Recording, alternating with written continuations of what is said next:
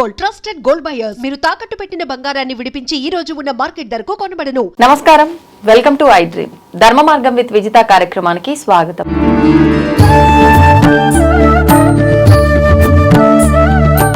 ప్రస్తుతం మనతో పాటు ఉన్నారు దివ్య విశ్వశక్తి పరివార ప్రచారకులు స్వామి ఓం స్వరూప్ గారు. ఇప్పుడు వారితో మాట్లాడి మరిన్ని మంచి మంచి విషయాలు అడిగి తెలుసుకునే ప్రయత్నం చేద్దాం. నమస్కారం అండి. అమ్మ శుభం తల్లి. సాధారణంగా భగవంతుడికి పూజ చేయటము అనేది ప్రతి ఒక్కరికి సాధారణం. అయితే అసలు ఏంటి పూజ అంటే ఏంటి? మా అందరికీ తెలిసిన పూజ అని అంటే దీపారాధన చేసామా, ఏదైనా నైవేద్యం పెట్టామా, హారతి ఇచ్చామా, అయిపోయింది. ఇది పూజ.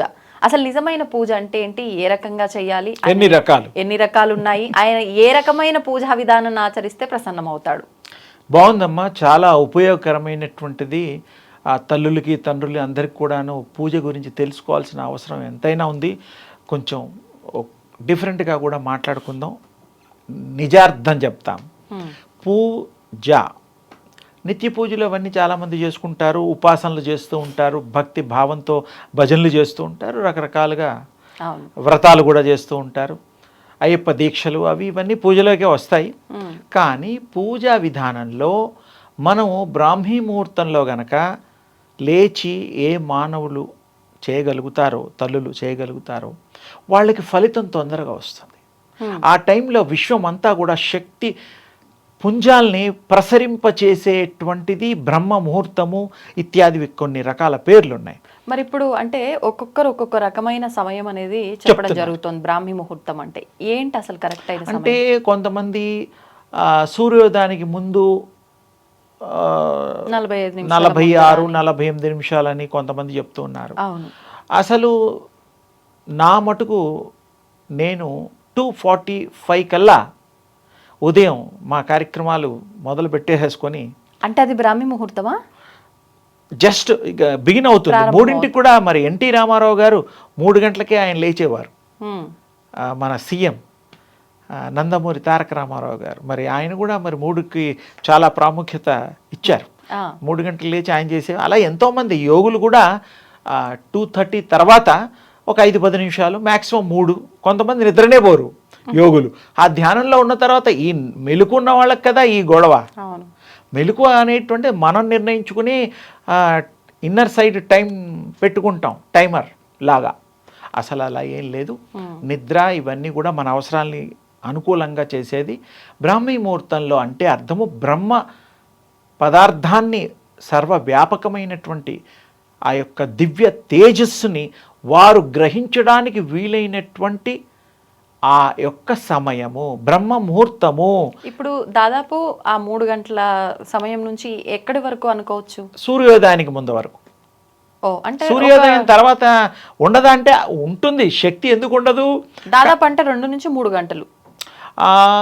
3 నుంచి 5:30, 5:45 వరకు సూర్యోదయానికి ముందు వరకు తీసుకోవచ్చు. ఓకే. మరి ఒకవేళ 3ంటికే అంటే కష్టం.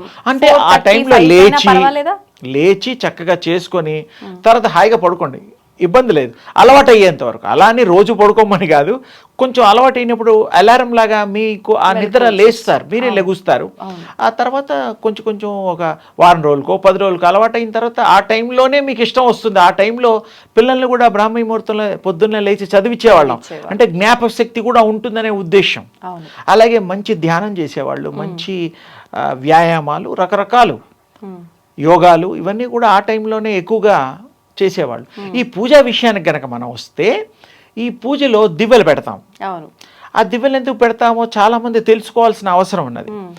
విశ్వవ్యాప్తంగా తేజోమయంగా ప్రకాశించేటువంటి ఆ దివ్య తేజస్సుకి అనుసంధానంగా వీరు ఆ జ్యోతులు, ఒత్తులు 2 వేసినా 3 వేసినా 4 వేసినా అది వేరే విషయం.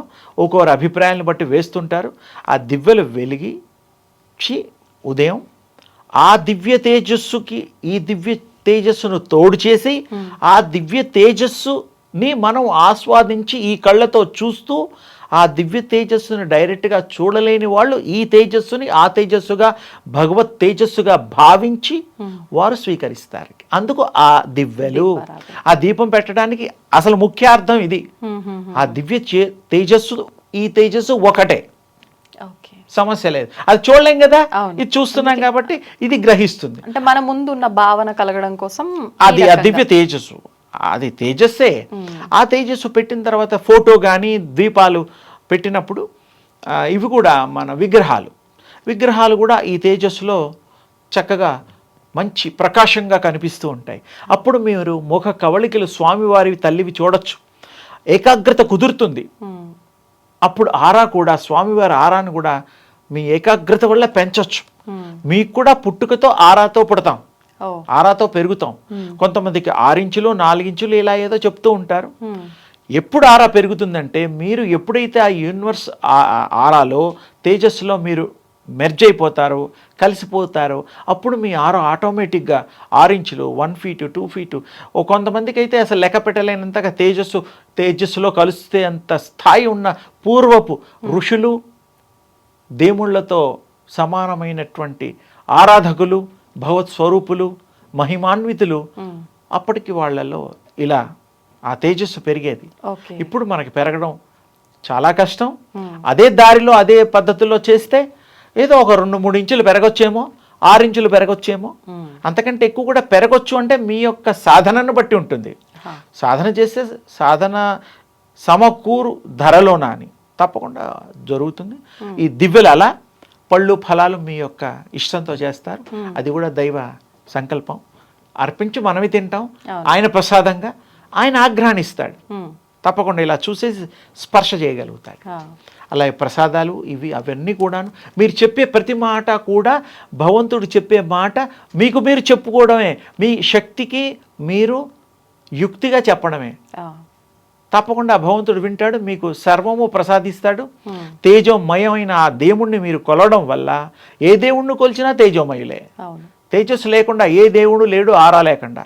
మీరు కూడా ఆరాతో పుట్టారు కాబట్టి ఆరాలో మిక్స్ అవ్వండి, మెర్జ్ అవ్వండి, ఆరాలో కలవండి. అప్పుడు మీరు ఆరా విశ్వస్వరూపులు అవుతారు. అంటే ఆరా అనే పదం ఉండదు, తేజో రూపులు అవుతారు. దివ్య తేజో రూపులు మీరు అయిపోతారు, అందులో సందేహం లేదు. అందుకని మీరు అందరూ కూడా ఈ కొత్త రకంగా ప్రయత్నం చేసి చూడండి. ఈ ఇంట్రెస్ట్ ఏకాగ్రతని చేసిన అది ఆరాధనైనా మంత్రమైనా మనస్సు పెట్టి బ్రాహ్మీ ముహూర్తంలో నిశ్చలమైన మనస్తత్వంతో చేయాలి.